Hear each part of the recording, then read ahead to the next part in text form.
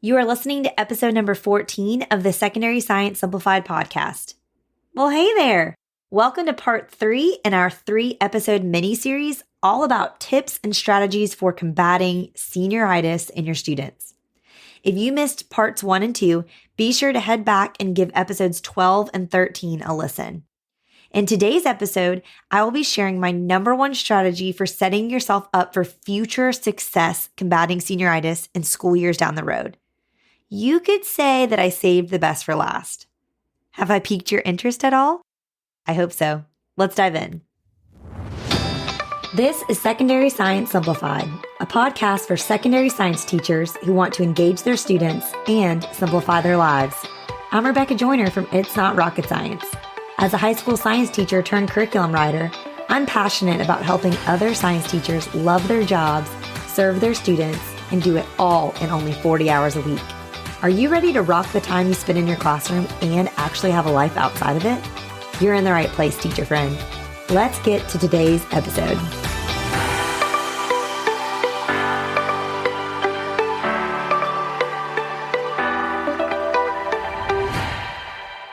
Thank you so much for all of you who have come back each week and listened to this mini series and engaged with it. I hope that you found those first 4 strategies that I shared over the last 2 episodes helpful. And for today's episode, I saved the best for last. And that's my final strategy for you. It's to save the best for last. So what on earth do I mean by that? I have decided to save this and use it as my final tip in this series because I know that for many of you listening to this episode when it airs, you don't have much of a choice content-wise with what you teach your students for the remainder of the school year. Like you only just have so much content left that you have to get through. So there's not a lot of flexibility there. So I wanted to start off this series with 4 strategies that you could use right away, regardless of what you were teaching. And so this tip isn't going to be as helpful for you in terms of combating senioritis this school year. However, now is the perfect time to reevaluate your course sequence and your pacing guides for next school year to set yourself up for success with combating senioritis and spring fever a year from now and every year after that. Because here's what I mean by this. I purposely save my favorite units to teach at the end of the school year. If my energy is high, my students' energy will reflect that too. This is one of the main reasons I switched to teaching micro to macro in biology. I wanted to end the year teaching ecology so I could do all of my favorite labs and projects with them when they were the least engaged in learning in general.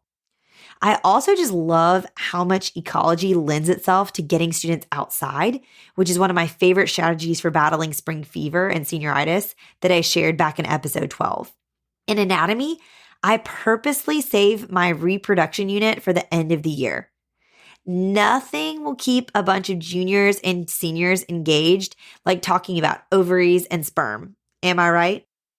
Plus, I find that there's a culture and a rapport with my students at the end of the year that doesn't exist starting out. And so it just makes it a much easier topic to teach to them at this time of the year in terms of where our relationship is. Also, they have a disturbing amount of questions about this topic. And I say disturbing because it truly is always wild to me how little they really know about reproduction. And it makes our class periods incredibly engaging until the very last day of school. I've seen also in a lot of anatomy teacher Facebook groups how teachers do a pregnancy project ranging the 9 months of the school year with their students. They start back in August and then they finish up towards the end of the year. And I think this works really great too if you end the year teaching reproduction as well. You can start the year introducing the project and kind of continue it throughout the year, but then really round out your year in your reproduction unit with the culmination of this project. In physical science, I personally like to end the year teaching on reactions because I love so many demos and things that we can do with reactions that are really fun in that unit. But if I'm honest, I just think there's a lot of great physical science units you could save for the end. So I think if you teach physical science or chemistry or physics, choose a unit to end the year on that really comes down to being your personal preference and what you would find the most fun to teach your students because they're going to feed off of that.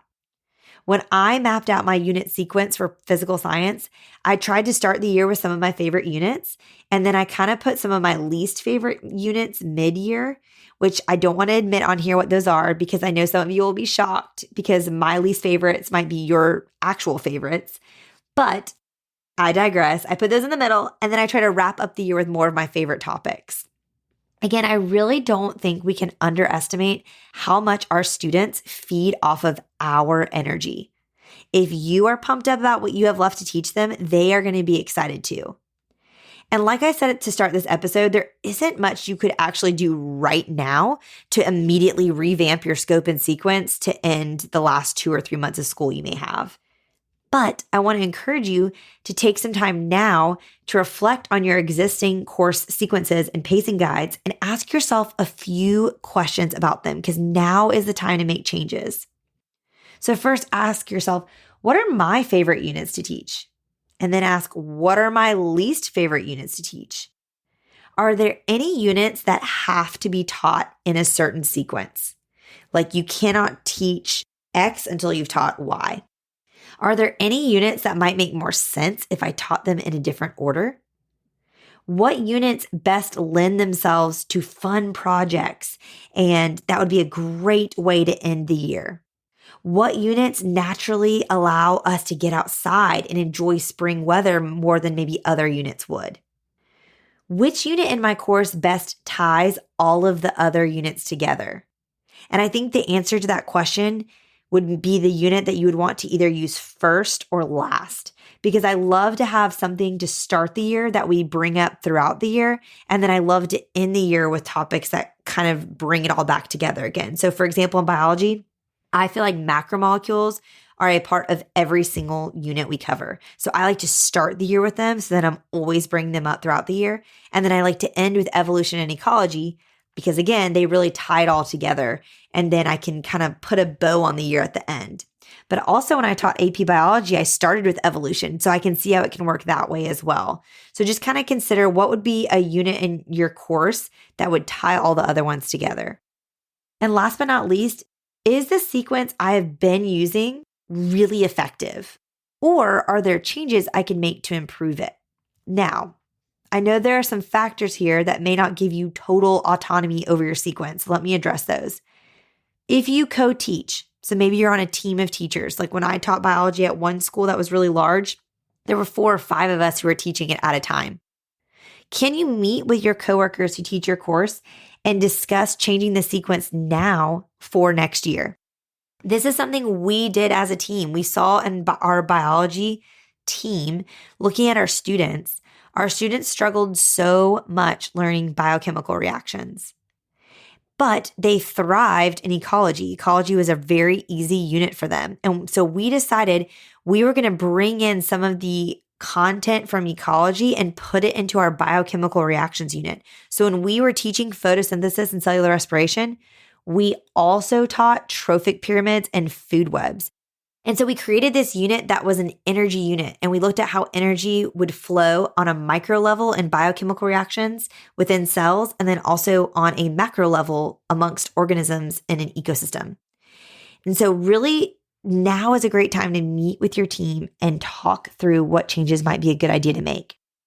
Now, another thing that might be tricky is if you have a district mandated sequence and pacing guide. But my question for you would be, how mandated is mandated? Like, is this a strong suggestion or is this an actual requirement? So for example, I know of some districts that there is a lot of intra-district mid-year transfers of students. Like students are constantly moving between high schools. And so what the districts have done is they make every high school on the same year-long pacing. So for example, every high school is on a 50-minute traditional schedule, or every high school is on a block semester schedule. And thus, you have to stay on the district schedule for teaching Biology 1, for example, so that if a student from this high school transfers to your high school mid-year, they can do that more seamlessly. But there are other districts I've been in that have a required guide that is actually 0% required. They just give it to you as support, but you could actually teach in whatever order you want. So I really encourage you to reach out to your admin and your instructional coach and find out, Bring a rationale with you for why you really want to change up the sequence to better serve students next year and see if you get any pushback. I really can't tell you enough how much of a boost rearranging my course sequences gave me. I really just feel like we were all dragging in quarter 3 every year. But I could kind of push through quarter 3, knowing that in quarter 4, in my last 9 weeks with my students, I was going to get to teach my favorite units to end the year on.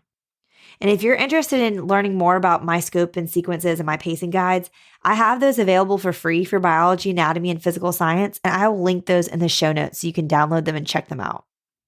I really just want to end my year 2 with students in a way that they will look back and remember their time in my class with positivity. I don't want them to have memories that are full of me being exhausted and like dragging them to the finish line of the school year because we all fell victim to senioritis. I want them to look back and be like, wow, we ended the year in this way and it was awesome. And I really enjoyed that class. So what changes can you make now to make this possible in the future for you and your future students? Serve future you by making those changes now. Now is the perfect time to do this. I really hope you enjoyed this 3-part mini-series on combating senioritis. I am especially excited because next week to end the month, I interviewed a real-life teacher friend of mine who has been in the classroom full-time for a decade, and she has taught mostly seniors. So she has a ton of suggestions for how to combat senioritis and so much more. So stay tuned for that next week. Thank you so much for listening today. You can find all the links mentioned in today's episode in the show notes or by heading to itsnotrocketscienceclassroom.com/episode 14. All right, teacher friends, that wraps up today's episode.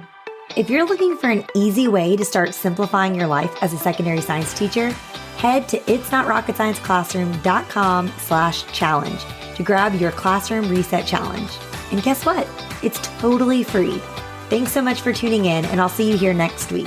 Until then, I'll be rooting for you, teacher friend.